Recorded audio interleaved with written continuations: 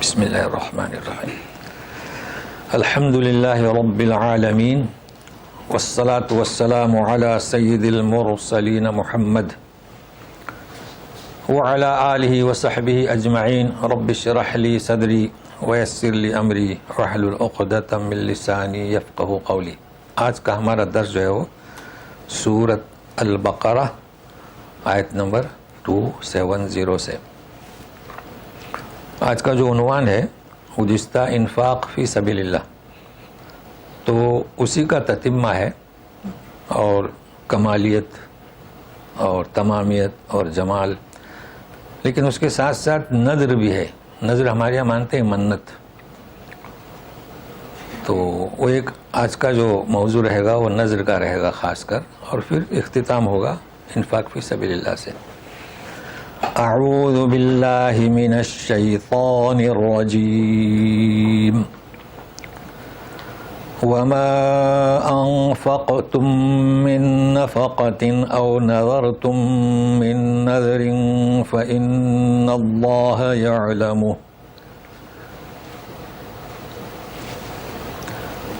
وما للظالمین من انصار۔ ما موصولہ، جو تم خرچ کرو، اور نفقت نکرہ من، تو کچھ، جو کچھ بھی تم خرچ کرو، تو گویا کہ گزشتہ صفحے کی بات انفاق یا نذر مانو۔ دیکھو من نذرن، یہ اور بات ہے کہ ہمارے یہاں لوگ نذر کہیں، لیکن من نذرن یا کوئی نذر مانو، تو نذر کا ترجمہ ہمارے یہاں منت مانو۔ اب یہاں کوئی کریں گے اور یہاں کچھ، چونکہ مال کچھ خرچ ہوتا ہے، اور نذر تو ایک ہی چیز ہوتی ہے نا، کوئی نذر مانو، تو ترجمے میں فرق ہوا۔ تو دو چیزیں ہیں۔ اب بات کہی جا رہی ہے فَإِنَّ اللَّهَ يَعْلَمُهُ، اللہ تعالیٰ اسے جانتا ہے، یعنی خرچ کو جانتا ہے، تمہاری منت کو جانتا ہے، دونوں کے ساتھ ہے۔ پھر اور ظالمین کا کوئی مددگار نہیں۔ تو یہ دو جو جملے ہیں نا، دونوں کے ساتھ ہیں۔ تو پہلے ہم انفاق سے فارغ ہوتے ہیں، چونکہ گزشتہ انفاق فی سبیل اللہ، واجبات، فرض، زکوٰۃ اور نافلہ، تو یہاں کہا جا رہا ہے کہ جو کچھ بھی تم خرچ کرو۔ تو ابھی نظر کو بعد میں شروع کرتے ہیں۔ کیا اللہ جانتا ہے؟ کیا مطلب اللہ جانتا ہے؟ دو معنی ہوئے اس کے۔ اللہ جانتا ہے کوانٹیٹی، اگر ہم حساب لگائیں کہ سعودی آنے سے ہم نے کتنی زکوٰۃ دی اور کتنا صدقہ نافلہ دیا، تو ہفتے لگ جائیں گے۔ تو اس کی تم فکر مت کرو، اللہ جانتا ہے، اس کے یہاں ریکارڈ ہے، جب جانتا ہے تو اس کا صلہ ملے گا۔ دوسرا مفہوم اس کا یہ ہے کہ تم نے جو کچھ خرچ کیا وہ ابتغاء مرضات اللہ، اللہ کی رضا حاصل کرنے کے لیے یا کسی اور کو اس میں شریک کیا، اسے بھی جانتا ہے۔ اگر غیر اللہ کو شریک کیا ہے وہ تو شرک ہے، جیسے کہ کرتے ہیں نا لوگ، خرچ کرتے ہیں درگاہوں پر، عرس پر کتنا خرچ کرتے ہیں، تو یہ تو اللہ کی رضا پر نہیں ہوا نا۔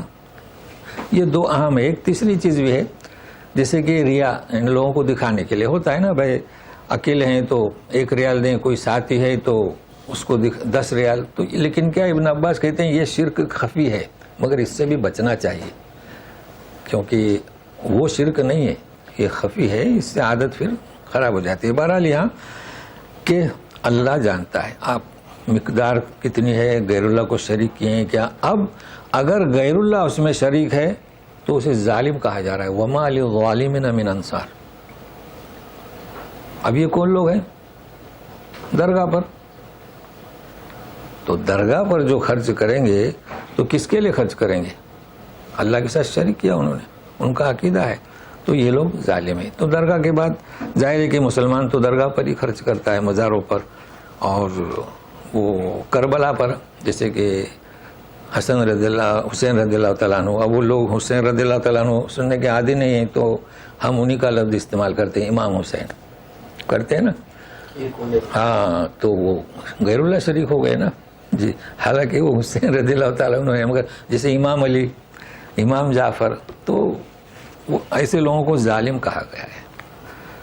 تو یہ تتمہ کس کا؟ انفاق فی سبیل اللہ کا۔ اب یہی دو باتیں، نذر، جو کچھ تم نذر مانو، تو نذر یعنی منت، تو نذر منت کے تعلق سے ہمارے یہاں لوگوں میں تصور غلط ہے۔ اللہ تعالیٰ نے یہاں ذکر کیا ہے کہ جو کچھ بھی تم نذر مانو، تو پھر تصور ہمارے یہاں کہ نذر ماننے کو برا سمجھتے ہیں۔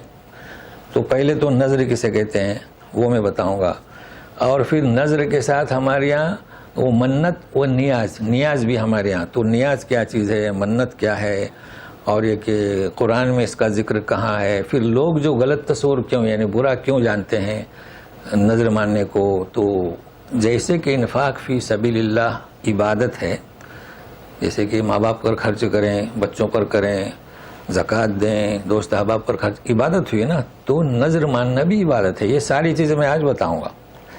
تو سب سے پہلے نذر اور منت کے معنی کیا؟ بھائی منت تو نذر کے معنی ہوئے، تو پھر کیا منت یعنی کیا؟ منت اسے کہتے ہیں، نذر ماننا اسے کہتے ہیں کہ کسی چیز کو اپنے اوپر لاگو کرنا جو تم پر لاگو نہیں تھی، کر دیا لاگو، اور مقصد کے حاصل ہونے پر اسے پورا کرنا، تو نذر کی وفا کرنا، یہ ہوئی نذر۔ اب مثال دیں، آپ نے نیت کی یا نذر مانی کہ میرا بچہ فرسٹ کلاس سے کامیاب ہوگا تو ہم 10 مسکینوں کو کھانا کھلائیں گے، یہ ہوئی منت، نذر۔ اب جب مقصد حاصل ہوگا تو پورا کرنا ہے، یہ اس کی تعریف ہوئی کہ خود انسان اپنے اوپر لازم کرتا ہے اور اللہ کے لیے۔ اب اس جی پھر وہ مجرم گنہگار ہوگا جی، نہ کرے تو گنہگار۔ ہاں، نہ کر سکے تو کفارہ، نہ کر سکے تو، جیسے اس نے منت مانی، لوگ ہیں نا مان کے مکہ چلتے جاؤں گا اور عمرہ کروں گا، تو منت تو اس نے مانی لیکن نہیں جا سکتا، تو پھر کیا؟ قسم کا کفارہ۔ آپ جانتے ہیں سورہ مائدہ آیت نمبر 89، وہ جو ہیں اختیارات دیے ہیں وہ۔ تو اچھا ہوا، یہ بھی سوال حل ہو گیا۔ اب سنیے کہ ذکر اس کا قرآن میں کہاں ہے، تو 2 جگہ میں بتاؤں گا آپ کو۔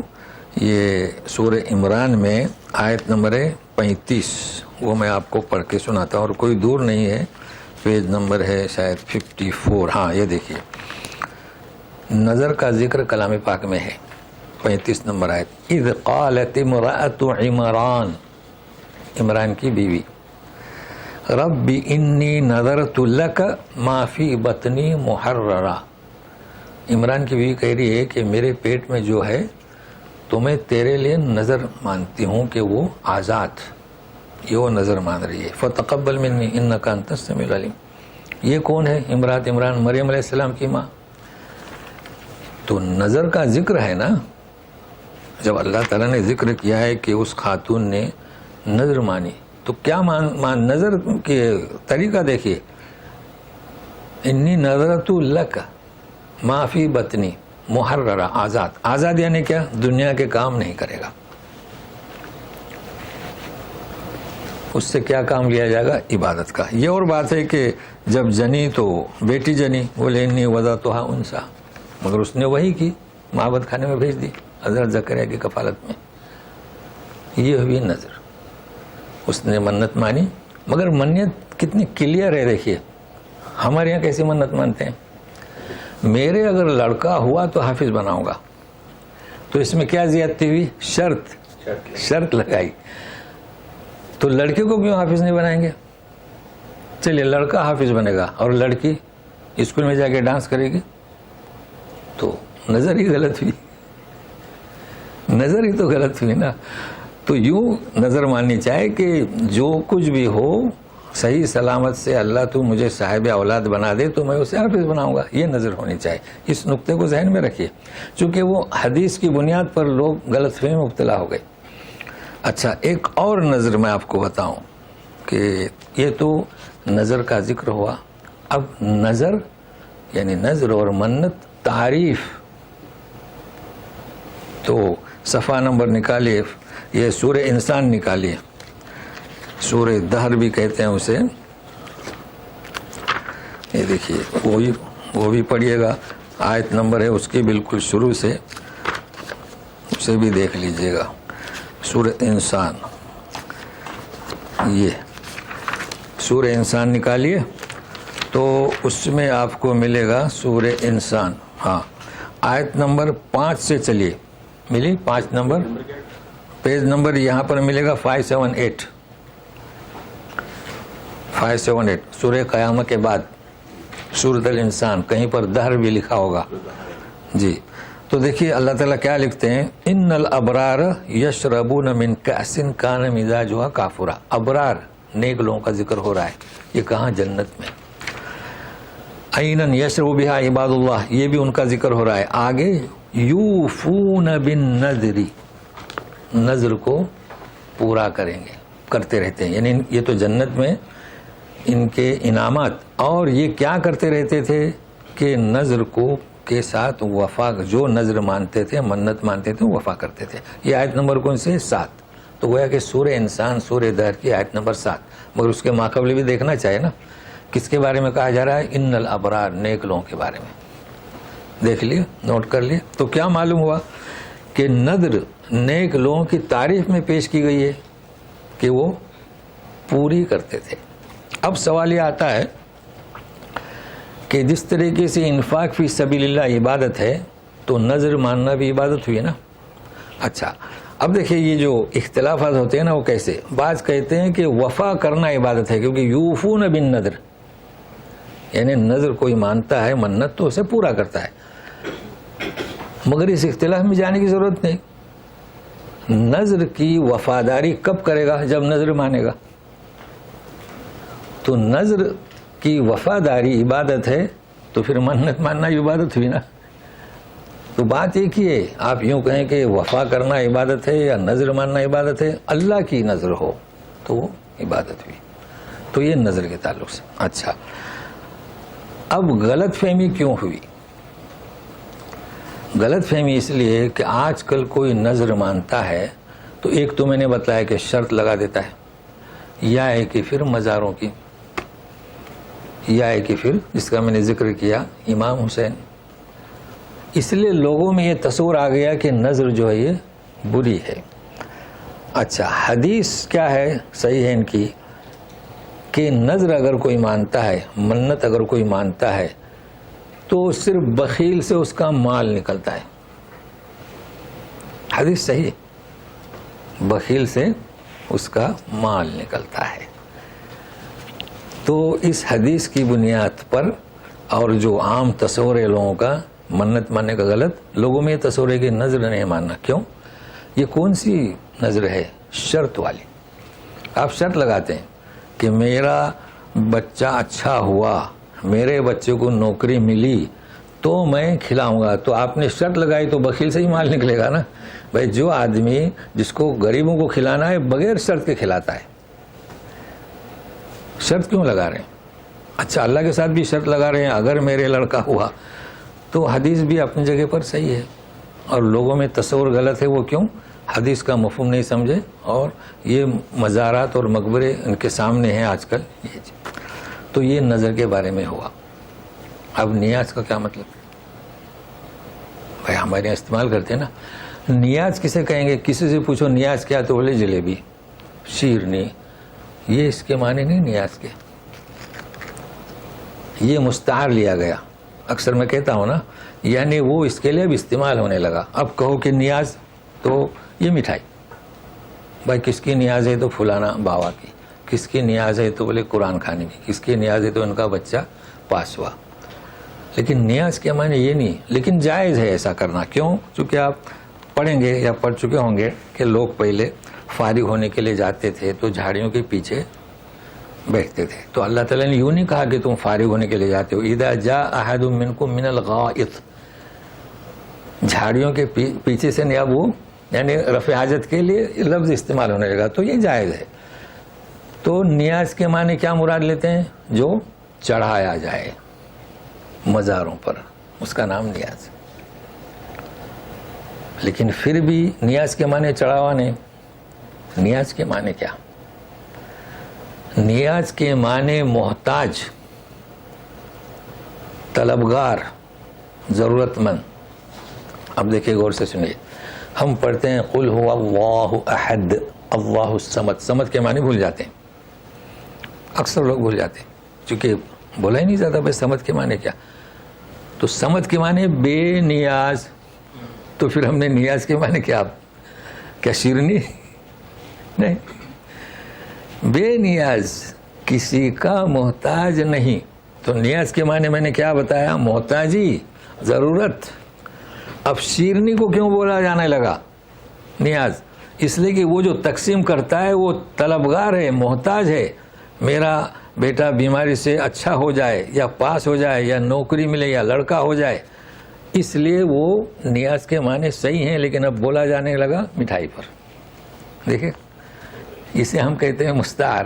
اب وہ لفظ عربی ہے, یعنی معنی کچھ اور ہیں مگر وہ معنی یہ لے جاتے ہیں. تو نیاز اچھا ہم کہتے ہیں غنی, غنی کے معنی کیا, مالدار, مگر اللہ کے لیے کہتے ہیں وہ بے نیاز ہے, کسی کا محتاج نہیں. مالدار میں اور بے نیاز میں فرق ہے. اللہ کسی کا محتاج نہیں, سارے اس کے محتاج ہیں. مالدار کسی کا محتاج نہیں لیکن سارے اس کے محتاج ایسا نہیں ہو سکتا. وہ تو چند لوگوں کو دیتا ہے, سارے آ جائیں گے تو اس کا مال ختم ہو جائے گا, وہ بیچارہ غریب ہو جائے گا. تو نظر نیاز جی, پھر بھی وہ محتاج ہی ہوتا ہے. تو اللہ تعالیٰ کی صفت ہے غنی اور صمد. تو صمد کے معنی نوٹ کر لیجئے, کہیں اس بہانے سے یاد ہو جائے, معنی بھول جاتے ہیں لوگ بار بار تکرار کرنا. تو فإن اللہ یعلم, اللہ تعالیٰ جانتے ہیں. اب یہ جتنے بھی مزارات کی نیازیں کرتے ہیں وہ ضرورت مند ہیں, وہ خود فقیر ہیں, وہ خود محتاج ہیں. آگے نا, تو یہ نیاز. مگر یاد رکھیے جتنی بھی نیاز کریں گے مقبروں پر, ان کا شمار کس میں ہے, ظالموں میں. اکثر نیازیں وہی ہوتی ہیں. دیکھیں شیخ عبد القادر جیلانی کا عرس ہوتا ہے, یہ تو عالمی طور پر ہوتا ہے, حالانکہ مقبرہ تو ان کا ایک ہی ہے. کتنے بکرے ذبح ہوتے ہیں, جبکہ انہوں نے غنیت الطالبین میں لکھا ہے, ایک دفعہ نہیں 2 دفعے. فارسی میں کتاب ان کی ترجمہ مکتبہ بریلوی سے ہوا ہے, ترجمہ صحیح ہے کہ شرک کے شبہ سے بھی بچو, یہ لکھا ہے انہوں نے. تو یہ کیا شبہ ہے, یہ تو شرک ہے.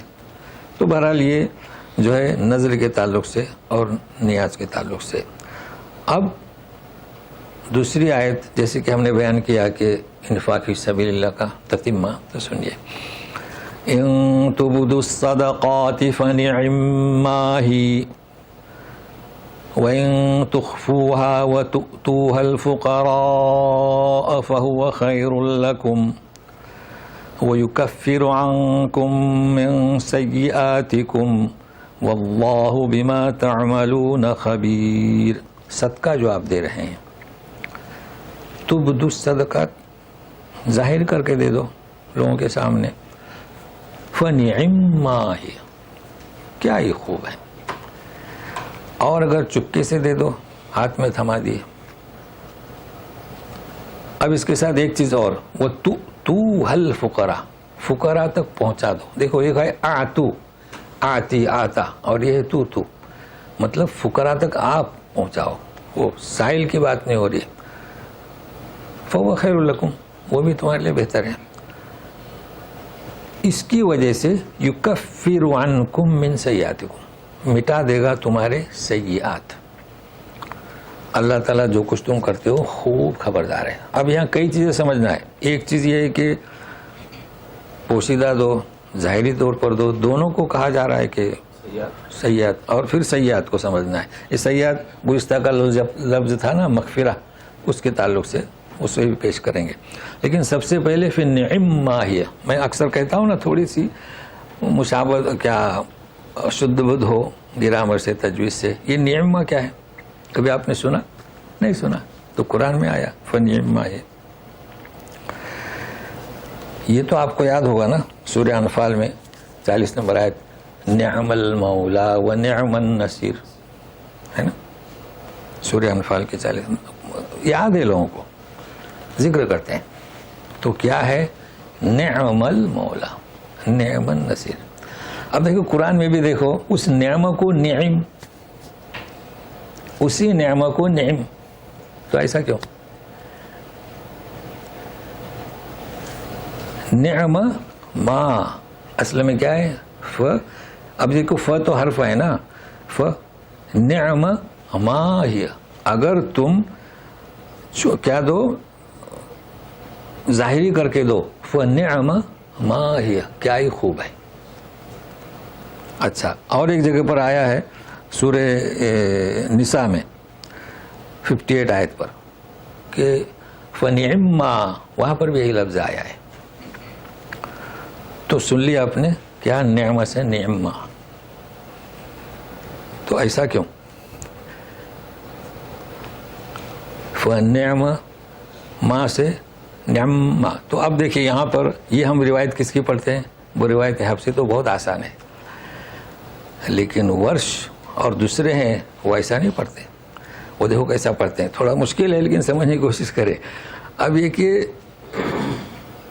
نعم تو عین پر بھی زیر لگا نا, جبکہ فنعم ما تو دیکھو کیسا پڑھتے ہیں, فنعم ما, یعنی عین پر بھی سکون پڑھتے ہیں, جبکہ عین ساکن میم ساکن پڑھنا دشوار ہے. فنعم ما یعنی عین کی جھلک, جیسے میں نے کہا تھا کہ کبھی کبھی جھلک, جیسے کہ پتھر جو ہے پانی شفاف پانی میں نظر آتا ہے فا کا, تو اس کو ادا نہیں کرنا ہے, تو وہ اس میں قرات ہیں. اب سمجھ میں نہیں آئے گا, بہت معمولی فرق ہے, لیکن میں نے بتا دیا. اصل یہ کہ آپ یہ اتنا یاد کریں کہ فنعم المولا سے فنعم, اس میں کیا ہے ترتیب و تجوید اور گرامر قواعد اور تعلیل. باقی یہ کہ وہ پڑھنا تو اس کے لیے محنت کرنا پڑے گی. وہ روایت ہے فنعم, دیکھو فنعم عین بھی ادا کر رہا ہوں, فنعم جی, تو نعمہ سے ہو. اب سنیے, یوں کہا جا رہا ہے کہ تم چپکے سے دو یا ظاہر کر کے دو, کیا مطلب اس کا؟ کبھی ایسا ہوتا ہے کہ کوئی غریب ہے, آپ اس کو پیسہ دے رہے ہیں, زکوٰۃ کا ہو یا کس کا بھی ہو, تو آپ ظاہر نہیں کرنا چاہتے, لوگوں کو معلوم نہیں ہونا چاہیے نا, کہ نہیں تو لوگ کہیں گے کہ یہ اس کی فیملی اس کے بچے تو زکوٰۃ پہ پلے ہیں. یعنی آپ مشہور کر دیں بھائی یہ میں اس کو زکوٰۃ کو دے رہا ہوں اس فیملی کو, وہ بات پھیل جاتی ہے, تانا دیں گے کل, اس لیے خاموشی سے. ظاہری کب اعلان ہوا, اعلان ہوتا ہے نا, جیسے ہمارے مدیر صاحب نے بھی اعلان کیے تھے جمعہ کی نماز کے بعد کہ اس کا کرایہ دینا ہے 60,000 ریال. تو اجتماعی طور پر جب اعلان ہوتا ہے, اب جو آپ پہل کریں گے تو دوسرے بھی آپ کے پیچھے. تو اظہار کرنا جب مفید ہو تو آپ ظاہر کر دیں. اب یہاں پوشیدہ نہیں دینا ہے, ظاہر کر کے دینا ہے, جو کہ آپ کا دیکھے دیکھی دوسرے بھی دیں گے. تو دیکھو اللہ تعالیٰ نے کیسے یعنی کس طریقے سے سمجھانے کی کوشش کی ہے. چپکے سے دیں, جہاں مصلحت چپکے سے دینے کی ہے وہاں چپکے سے دیں, جہاں مصلحت ظاہری دینے کی ہے وہاں ظاہری دیں. فنعم ما ہی خیر لکم. یہ تو مسئلہ آسانی سے حل ہو گیا. اب وہ یکفر عنکم من سیئاتکم. سیئات کیا ہے؟ اچھا, گزشتہ ذکر ہوا تھا واللہ یعدکم مغفرتا منہ وفضلا, ہے نا, مغفرت. تو اللہ مغفر لنا ذنوبنا وکفر عنا سیئاتنا. یہ کفر ہمیشہ سیئات کے ساتھ آتا ہے. کس کے ساتھ آتا ہے؟ سیئات کے ساتھ, ذنوب کے ساتھ نہیں آتا. اور مغفرت ہمیشہ ذنوب کے ساتھ آتا ہے. ذنوب جمع ہے ذم کی, ہم تو دونوں کے معنی گناہ کرتے ہیں, سیئہ بھی گناہ اور کیا ذنوب بھی گناہ, لیکن دونوں میں فرق ہے. فرق کیا ہے گزشتہ میں نے سمجھایا تھا, لیکن آج پختہ ہو جائے گا. ذنوب کے ساتھ مغفرت, دیکھیے ان اللہ لا یغفر ان یشرک بہ, اللہ تعالیٰ معاف نہیں کرتا جو شرک کرتا ہے. تو صرف اتنا نوٹ کر لیں کہ مغفرت بھی اللہ کے بس میں ہے, ہمارے آپ کے نہیں, تو بات سمجھ میں آئے گی. مغفرت کس کے بس میں ہے؟ اللہ کے, ہمارے بس کی بات نہیں. اور تکفیر ہمارے بس میں ہے. قسم کا کفارہ سورہ مائدہ 89 کیا ہے؟ آپ نے قسم کھائے, نہیں پورا کر سکتے تو آپ نے توڑی, آپ کے ہاتھ میں ہے, کیا کرے؟ 10 مسکینوں کو کھانا یا کپڑا یا گردن آزاد یا 3 دن کے روزے, آپ کے ہاتھ میں واقع نہیں. تو اس طرح بہت اچھی طرح سمجھ میں آئے گا کہ مغفرت. اب بعضوں نے لکھا ہے کہ کبائر, بالکل صحیح ہے, کبائر وہ مغفرت صرف اللہ ہی معاف کر سکتا ہے, اور کفارہ ہمارے اختیار میں ہے. اب اس پر میں نے یہ بتایا تھا کہ انسان ہے, اس نے نمازیں نہیں پڑھی چند دن کی, تو نمازوں کا بدل آپ کے بس میں ہی نہیں ہے, کاہے کی قضا عمری کر رہے ہیں, کہیں کلام پاک میں ہے؟ کہیں نہیں ہے. روزے کی قضا ہے تو نماز کی قضا کہیں بھی نہیں ہے. نماز کی معافی کس کے بس میں ہے؟ مغفرت. تو اس کے لیے کیا کریں آپ؟ اے اللہ مجھے ابھی ہدایت ملی، میری نمازیں معاف کر دے بس. تو یہ سمجھانے کا ایک انداز ہے میرا تاکہ عوام اس کو اچھی طرح سمجھ جائیں. اچھا یہ جو مغفرت اور سیئات میں ہے نا، اس میں بھی وہی آپ کو دقت پیش آئے گی اگر کوئی کتاب پڑھیں گے تو. جیسے کہ مسکین اور فقیر، دیکھیے سورہ توبہ آیت نمبر 60 کیا ہے؟ انما الصدقات للفقراء والمساکین. تو فقیر کون؟ جو صفر ہے. نہیں، ایک دفعہ اس کے پہلے بھی آپ نے کہے تھے ایک دفعہ انما الصدقات للفقراء والمساکین. 60 نمبر آیت دیکھیں ابھی، یاد ابھی آپ کو مستحکم ہو جائے گی. تو کتاب میں آپ کو ملے گا کہ مسکین جو صفر ہے اور صدقہ جو اس کے پاس ہے. عرب ہے ایسا کیوں؟ تو یہاں پر بھی ایسی ملے گا. اللہ تعالیٰ نے ترتیب سے بیان کیا ہے. اس کے لیے میں نے ایسی دلیل دیا تھا سورہ کہف نکالے 70 آیت کیا ہے کہ مساکین السفینۃ کانت لمساکین یعملون فی البحر. سفینہ کشتی کتنی ڈالر کی ہوتی ہے، مسکینوں کی تھی. تو صفر کہاں ہوا مسکین؟ اور ہنر بھی تھا، کشتی چلاتے تھے. تو مسکین کسے کہیں گے؟ جس کے پاس ہنر بھی ہے اور کچھ ہے. فقیر کسے کہیں گے؟ صفر ہے. تو اسی طریقے سے یہاں پہ بھی چونکہ کیا ہے ہاں ضروریات پورے نہیں ہوتے. تو یہ بھی ایسی ہے. کیا ہے جو ہم نے ابھی کہا مغفرت، کبھی آپ کو اگر کہیں سے کتاب میں مل جائے تو آپ سمجھ جائیں کہ اصل مغفرت یہ اللہ کے بس کی بات ہے، اور سیئات ہم مٹا سکتے ہیں، ہمارے اختیار میں. واللہ بما تعملون خبیر. اور اللہ تعالیٰ تم جو کرتے ہو اس سے باخبر ہے. پھر کہہ دیا کہ جو کچھ بھی تم کرتے ہو. تو آج جو ہے الحمدللہ نذر اور نیاز اور مغفرت اور کیا ہے مغفرت کے سیئات اور مسکین اور کیا فقیر، اتنی باتیں آپ کو خلاصے وار ملی. اب آگے چلتے ہیں. یہاں پر وہی فقیر انتم من سیئات، ہاں مطلب کچھ من سیئات، تمہارے جو برائیاں ہیں تو ظاہر ہے کہ برائی اگر ایسی ہوئی، ہاں یہ بہت اہم نقطہ ہے. یہاں پر اللہ تعالیٰ معاف کریں گے. کیا؟ اللہ تعالیٰ اس بنیاد پر. اور وہ جو قسم کا کفارہ ہے وہ آپ مٹائیں گے اس لیے.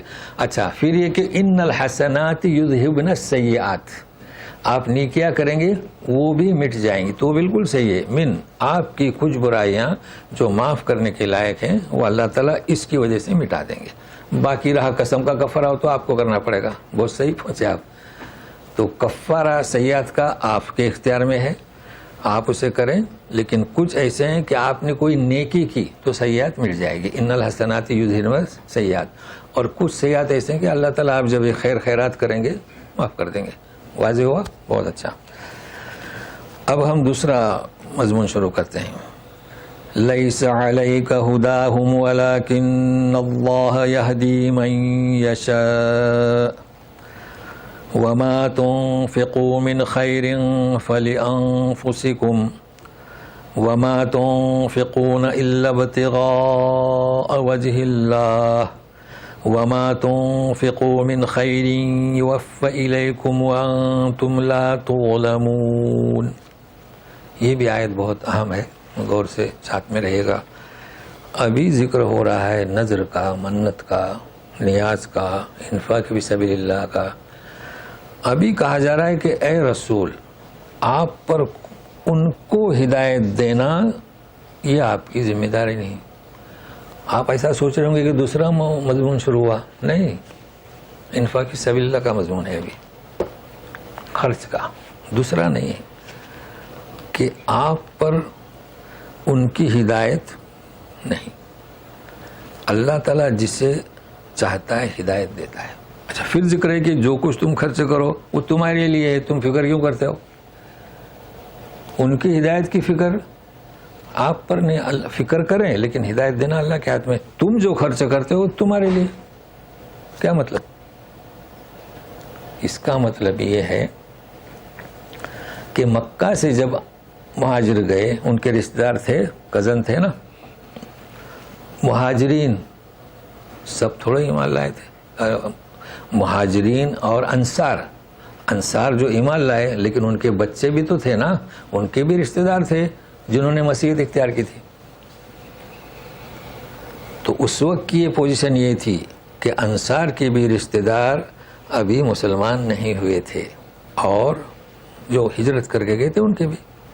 اب آپ بتائیں کہ ان کے بچے ہوں تو خرچہ دیتے تھے کہ نہیں؟ بہن ہو، اب انہیں یہ خدشہ آنے لگا کہ یہ تو ایمان نہیں لا رہے ہیں، تو کچھ لوگ زبردستی کرتے تھے، یعنی اپنی اولاد اپنے رشتہ دار کہ یہ ایمان لے آؤ. تو اس پس منظر میں یہ آیت نازل ہوئی. اللہ تعالیٰ فرماتے ہیں رسول ان کو ہدایت دینا تم پر نہیں.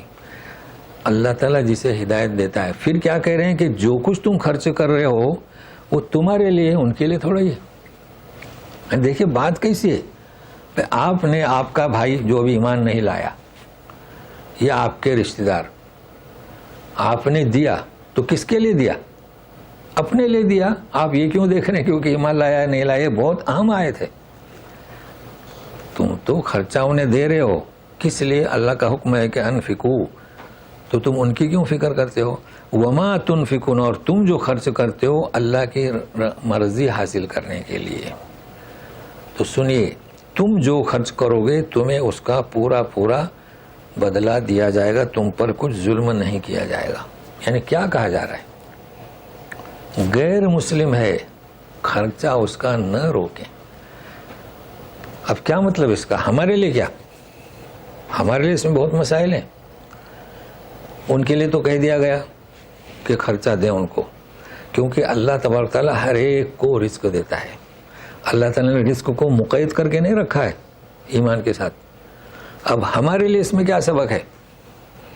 ہمارے لیے سبق یہ ہے، چونکہ تصوف کی کتابیں بھری پڑی ہے نا، ہم نے پڑھا ہے کہ افطاری آپ کے یہاں ہو رہی ہے، رحمت برستی ہے، اگر کوئی غیر مسلم آ جائے تو اسے شریک مت کرو. اچھا دیکھا کیوں؟ ایسا کیوں؟ یعنی کمپنی میں اگر کوئی اور مسلم ہے تو آپ افطاری میں اسے بلائیں گے کہ نہیں بلائیں گے؟ بلائیں گے. یہ غلط باتیں لکھی ہوئی کتاب میں. قرآن کیا اس سے کیا ہے کہ آپ اگر اسے افطاری میں بلائیں گے، آپ کھلائیں گے تو کس کے لیے کھلائیں گے؟ اپنے لیے کھلائیں گے. تو آپ کو اس کی کیا فکر؟ اچھا آپ دیکھ رہے ہیں کہ یہاں پر ہم لوگ رہتے ہیں، چاہے وہ غیر مسلم ہو چاہے شیعہ ہو، کل آپ کہیں گے کہ یہ تو شیعہ ہے اسے افطاری میں مت رکھو. نہیں، کھانا یہ تو اللہ تعالیٰ نے ہر ایک کو، چاہے کوئی بھی ہو، تو اس کو خیال میں رکھیں. بڑے لوگ پریشان ہوتے ہیں. اچھا اور سنیے، یہ تو خیر افطاری کا مسئلہ ہم نے بتایا کہ بھائی افطاری نہیں کرواتے ہیں. ہمیشہ شادی بیاہ دعوت وغیرہ ہم ایک ساتھ رہتے ہیں کہ نہیں رہتے ہیں؟ اچھا اب ایک بستی ہے، ایک محلہ ہے یا بلڈنگ ہے، ہمارے مسلم بھی ہیں اور غیر مسلم بھی ہیں. اگر کوئی حادثہ مسلم کے یہاں ہوا تو ہم جاتے ہیں، ہے نا، ان کا ذمہ دار تو مدد کرتے ہیں. تو پھر غیر مسلم کے یہاں ہوا تو وہ بھی تو اس کی، وہاں جو بوڑھی عورت ہے وہ بھی تو ہماری ماں جیسی ہے نا، تو وہاں بھی جانا چاہے. آپ یہ نہ دیکھیں تو انہیں بھی دینا چاہے. چنانچہ جو سمجھدار لوگ ہیں اپنی بستی میں ہر ایک کے ساتھ وہی طریقہ اختیار کرتے ہیں. اور ایسی جماعتیں ہیں جب کہیں سیلاب آئے، طوفان آئے، وہ یہ نہیں دیکھتے کہ مسلم ہے غیر مسلم ہے. اب یہ مہینہ کون سا؟ شوال کا. آئندہ مہینے سے ہمارے علاقے میں، آپ کے یہاں ہے یا پتہ نہیں، تو آپ لوگ سنیں، انفاق فی سبیل اللہ عبادت ہے نا. اللہ تعالیٰ نے کیا فرمایا؟ تم جو خرچہ کرتے ہو تمہارے لیے، یہ مت دیکھو کہ سامنے کون ہے، مسلم ہے یا غیر مسلم ہے. ہمارے یہاں آئندہ مہینے سے جو خطبات شروع ہوں گے نا، یہ بات ضرور کہیں گے. دوسری ضروری باتیں بھول جائیں گے مگر یہ ان کو یاد ہے، دماغ میں ایسی سیو ہوئی ہے کہ وہ نکلے گی. ہاں وہ کیا؟ قربانی عبادت ہے، غیر مسلم کو قربانی کا گوشت نہ دے. ہاں یہ بات ضرور کہیں گے. اب کیا؟ ہاں تو آپ سنیے گا بھائی، دیکھیے قرآن سے جڑ جائیے. اچھا مشکل کیا ہے؟ 20% لوگ قربانی کرتے ہیں، 80% لوگ وہ قصاب کے یہاں جاتے ہیں، گوشت کی دکان میں لائن لگتی ہے. تو ہر گھر میں کوئی نہ کوئی کام والا کام والی ہے. اب اس بیچارے کو اور بیچارے کو گوشت کے لیے بھیج کر 1 گھنٹہ لائن لگاتے ہیں. کتنی غلط بات ہے. تو ہم نے یہ پیغام دینا شروع کر دیا. اب کلپ بنا کے بھیجیں گے، ارے اللہ کے بندو یہ جو آپ اسے، یہ بھی تو عبادت ہے، تو قربانی بھی عبادت ہے. تو آپ کا گوشت اگر آپ کے یہاں جو ہے اڑوس پڑوس میں، چلو کام والے اڑوس پڑوس میں بھی ہے نا، تو آپ بکرا کاٹیں گے اور اڑوس پڑوس والے کو نہیں دیں گے تو آپ کس کے لیے دیں گے؟ اپنے لیے دیں گے. اسے یاد رکھیں. تو چونکہ اس کے پہلے میں نے پیغام دیا تھا تو لوگ پوچھتے ہیں کہاں ہے قرآن شریف کی آیت. اب ہر وقت تو مستحضر نہیں رہتی نا، تو اتفاق سے ابھی یہ قربانی آ رہی ہے اور یہ آیت بھی ہے. تو ہر چیز عبادت ہے، کوئی بات نہیں، عبادت اللہ کے لیے، لیکن مخلوق کے ساتھ رعایت کرنا یہ بھی عبادت ہے نا. بھائی جانور ہے، کوئی جانور کو آپ اطمینان سے ہٹا دو، یہ بھی عبادت ہے. تو پھر یہ کیا بات ہے؟ لہذا اس کو نوٹ کر لیں. اللہ خود دیتا ہے. اللہ اپنی دولت کو نہیں روکتا. غیر کو بھی دیا ہے، شیعہ کو بھی دیا ہے، بریلی والوں کو بھی دیا ہے، دیوبندی کو، سب کو دیا ہے. تو تم یہ تقسیم کیوں کر رہے ہو؟ کیوں کرتے ہیں؟ یہ تقسیم نہ کریں. اچھا اس سے ہوگا کیا؟ انہیں سمجھنے کا موقع نہیں ملے گا. دیکھیے کچھ لوگ کام کرتے ہیں نا، وہ روزہ رکھتے ہیں، مسلمانوں کے گھروں میں روزہ رکھتے ہیں. تو پھر آپ یہ تفریق کیوں بتاتے تاکہ وہ دین کو سمجھیں؟ تو یہ آیت آپ نوٹ کر لیں. کیا کہا جا رہا ہے کہ تمہارے لیے خرچ کرتے ہو تمہارا مقصد اللہ کی مرضی حاصل کرنا، بندوں میں تفریق نہ کریں. اچھا اس سے ایک بات اور، یہ تو خیر غیر مسلموں کی بات ہوئی. ہم خرچہ دیتے ہیں، یہ کوئی ضروری نہیں کہ وہ 5 وقتہ نمازی ہو، یہ کوئی ضروری نہیں کہ اس کی داڑھی بھی لمبی ہو، یہ کوئی ضروری نہیں کہ اس کا کرتا بھی ٹخنوں سے اونچا ہو. آپ اگر وہ محتاج ہے تو اسے دیں.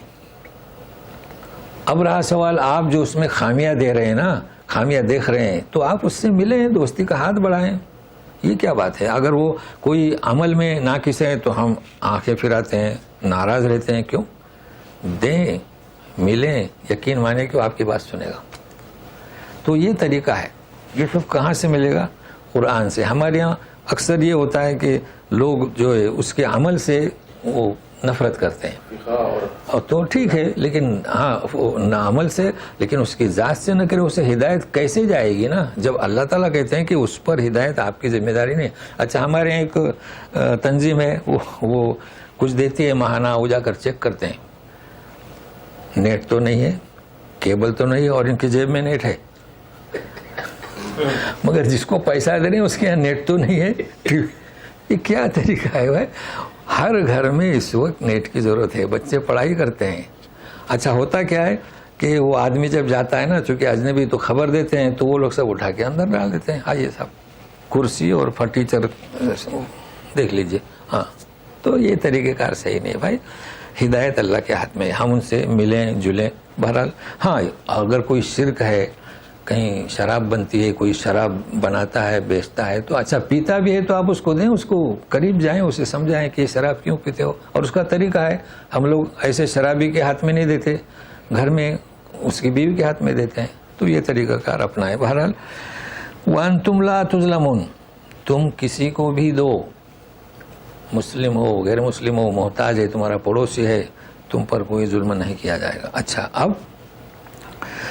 اب جو بیان کیا جا رہا ہے آگے، یہ کام کرتے رہو. ایک چیز وہ آخری آیت میں. اب اس کے لیے جو خاص مختص ہیں، کہیں تم سے یہ چھوٹ نہ جائیں. ابھی تو بتا دیا کہ مشرک غیر مشرک، مسلم غیر مسلم کا فرق مت کرو. ابھی اور کچھ بتا رہے ہیں تو سنیے. للفقراء الذين احصروا في سبيل الله لا يستطيعون ضربا في الارض يحسبهم الجاهل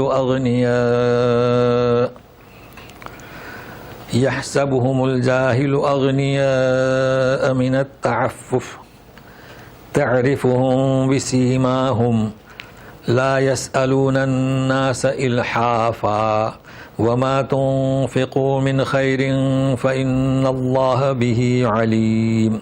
للفقراء، فقیر. اب یہ فقیر نہیں ہے جیسے کہ سورہ توبہ میں کہ انما الصدقات للفقراء، وہ بات نہیں ہو رہی ہے.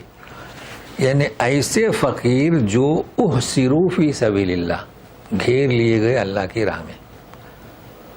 اب اللہ کی راہ میں وہ جیسے مدینہ اور شام کے بارڈر پر گیا تھا روم، تو ایک ٹکڑی کو بھیج دیا وہاں پر.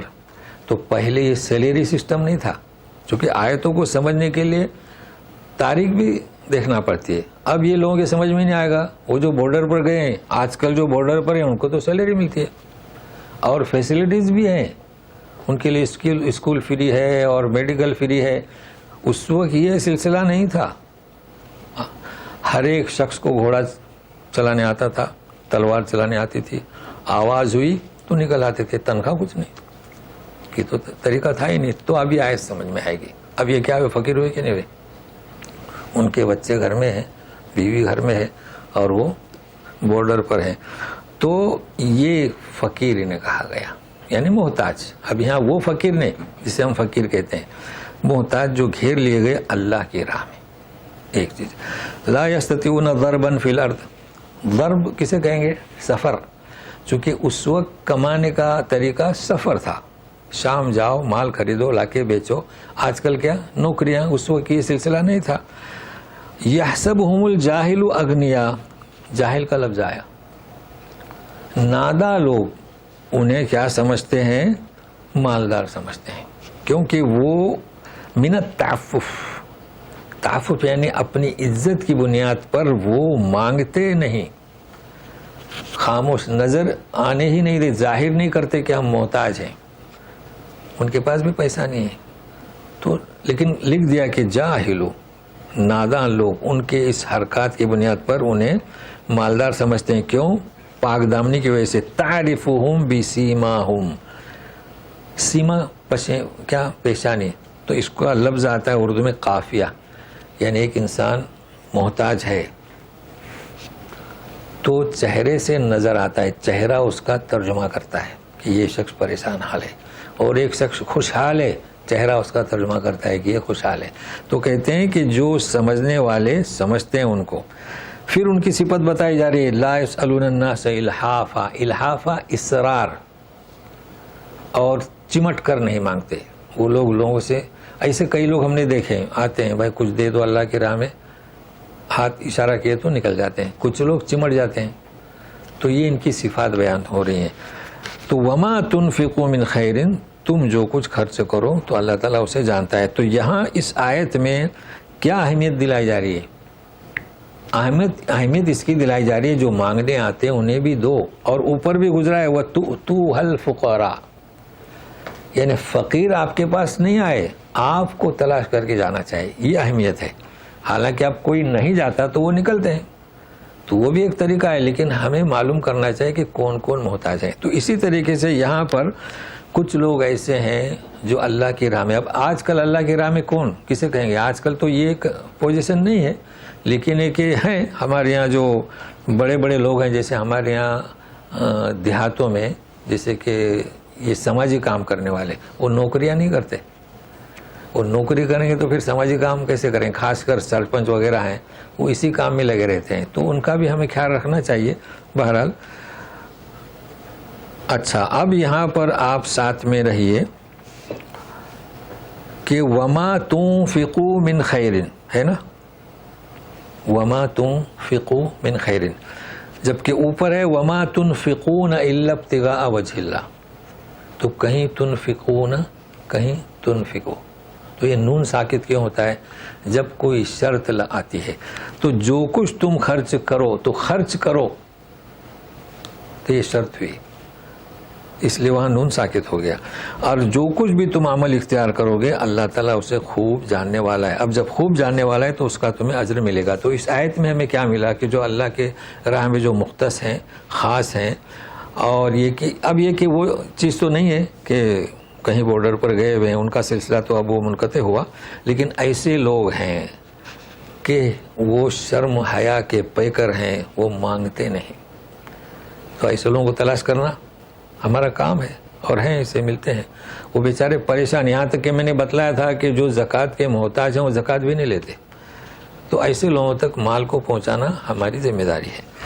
اب آخری آیت جو ہے یہ بیان کیا جا رہا ہے کہ یہ کام کرتے رہو اللہ کی راہ میں، انفاق فی سبیل اللہ کا. تو سنیے، الذین ينفقون اموالهم باللیل والنہار سرا وعلانیۃ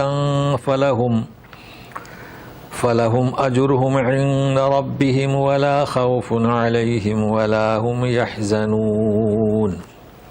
جی جو لوگ خرچ کرتے ہیں اللہ کی راہ میں اموالہم اپنا مال. اب اموال مال کی جمع ہے لیکن اردو میں مالوں ترجمہ کرنے کی ضرورت نہیں.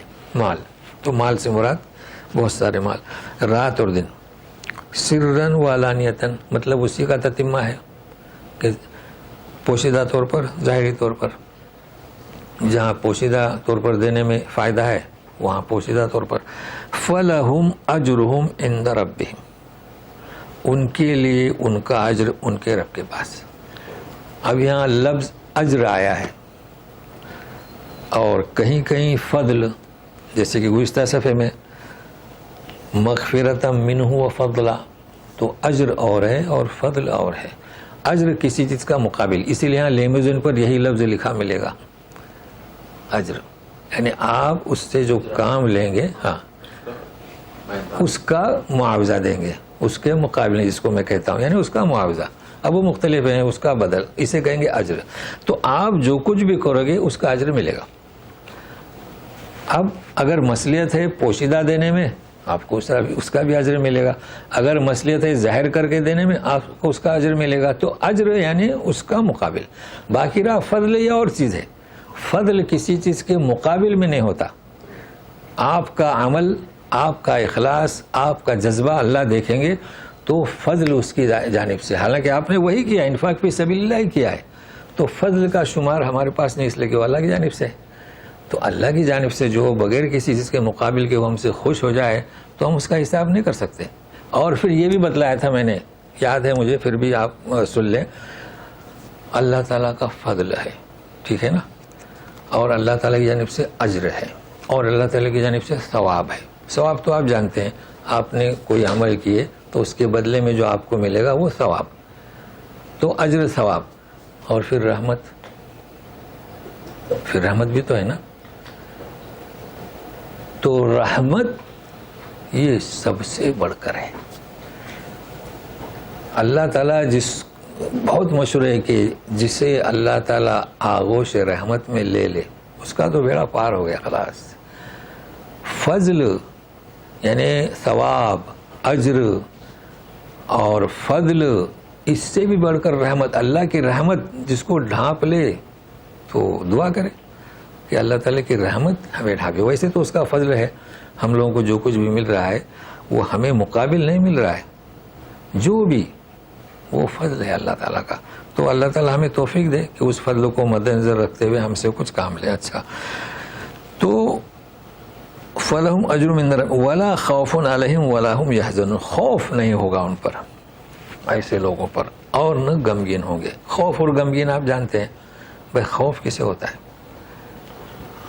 آپ راستے سے جا رہے ہیں کہیں, وہاں پر روک لینا, آئندہ مستقبل, پیچھے کا خوف نہیں ہوتا, پیچھے تو گزر گیا, بھائی ہم یہاں تک آ گئے چلتے ہوئے, پیچھے کا خوف نہیں, اب آگے ہم کو جانا ہے. تو ہمیشہ خوف مستقبل سے ہوتا ہے. تو جب جان کنی کا وقت آئے گا, جب قبر میں داخل ہوں گے, جب اٹھیں گے, پلسرات پر سے گزریں گے, کوئی خوف نہیں. وَلَا هُمْ يَحْزَنُونَ. دیکھیں دنیا میں اگر آپ حساب لگائیں, جیسے کہ آپ نے کتنے خیر کے کام کیے تو ہم حساب نہیں لگا سکتے,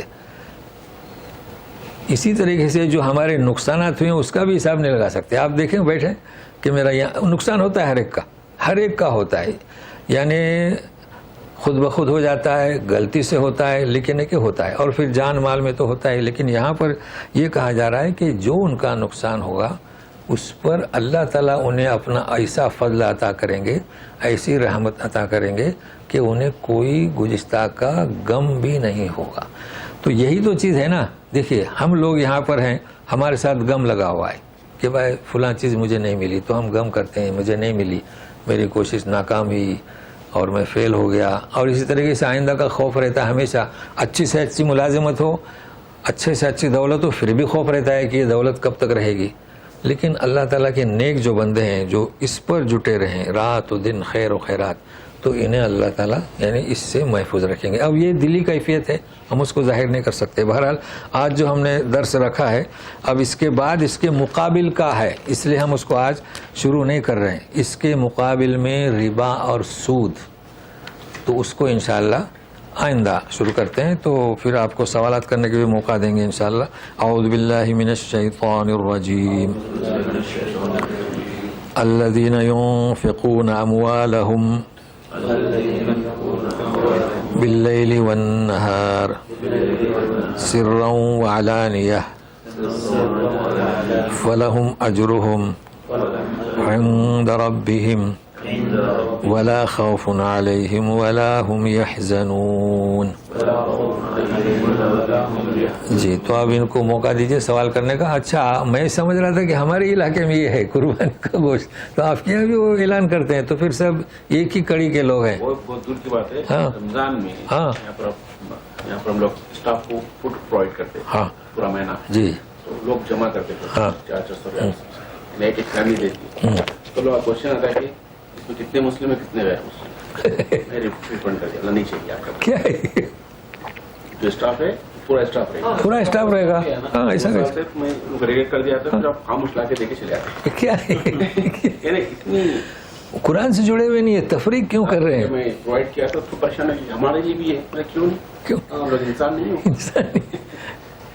اچھا وہ لوگوں کو پتا ہے ایک بات. اچھا پتہ ہے نا, تو پھر ہم اچھا ہمارے میں یہی حال ہے کہ یہ یعنی قربانی کا گوشت مت دو, افطاری میں شامل مت کرو. کیا ہے کوئی نیا سوال نا. سبحانک اللہم و بحمدک اشہد ان لا الہ الا انت استغفرک و اتوب الیک.